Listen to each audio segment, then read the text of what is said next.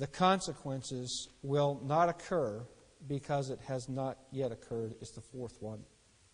The fourth lie is that the consequences will not occur because it has not yet occurred, and the question is, when will it occur?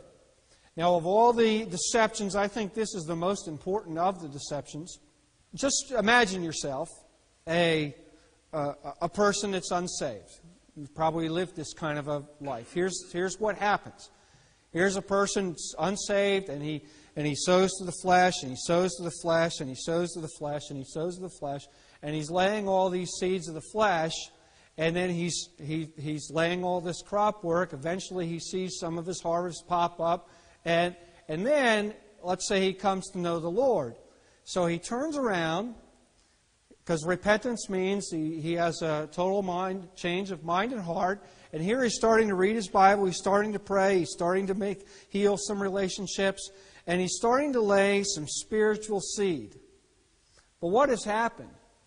He's still got the seeds of the evil. Maybe he has done something in his unsaved life what is he looking at? He's looking at the harvest of his evil works, of his sowing to the flesh. And he goes, and after a week or two of living the Christian life, he can look at this harvest and he say, what good is it doing? Right? Because when you grow cucumbers or you grow watermelon, you put a seed in the ground, it doesn't pop up. It's not immediate.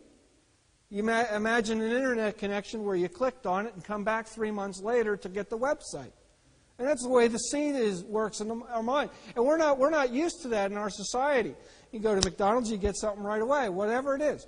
But here in the Christian life, you've got to lay some seed down. You've got to lay some seed down. And while you're laying some seed down, you're looking at some things where you have sown to the flesh, and you're experiencing the harvest of the sowing to the flesh. And the deception is that you don't understand the delay.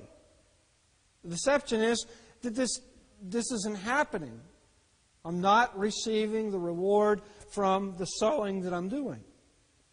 So what can happen is they say, I'm a little bit discouraged, but I decide to go on and read my Bible and pray and do a little bit more. And then they might get discouraged. Now they just haven't seen enough harvest. So here they turn around again in their discouragement, and they'll start slipping in and sowing into the flesh. And what do they see now? Now they can be deceived by seeing a harvest of the fruit of the good works that they have done, can't they? See, they're starting to reap some of the benefits of sowing to the Spirit. They can see that harvest, they can see the consequences, but you and I can be deceived as we're going the wrong direction. And that's why I can remember a lady in the first church I pastored.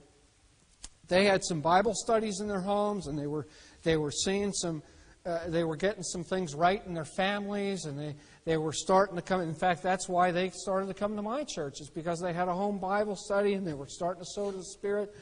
But as she got involved in our church, I guess we underestimated the worldly background or atmosphere, or something happened. But anyway, she started to teach in a vacation Bible school, and she led some children to the Lord, 2 children to the Lord in a vacation Bible school, but I found out later that she would go home and she would smoke pot. And see, that kind of thing can happen. So here's a Christian who has sown to the Spirit, but then slips in the deception that God can be mocked, that the consequences don't fall right away. The painful consequences will not occur because it has not yet occurred. That's the deception. The reality is that there is a delay in sowing and reaping, and that in of itself can be a deception. I think this is such a helpful principle. Because what you sow today will months later down the road be what you reap. And you need to remember that in your Christian walk and Christian life. These deceptions, these lies. Now, that's why it says, And let us not be weary in well-doing. Isn't that why people are weary in well-doing?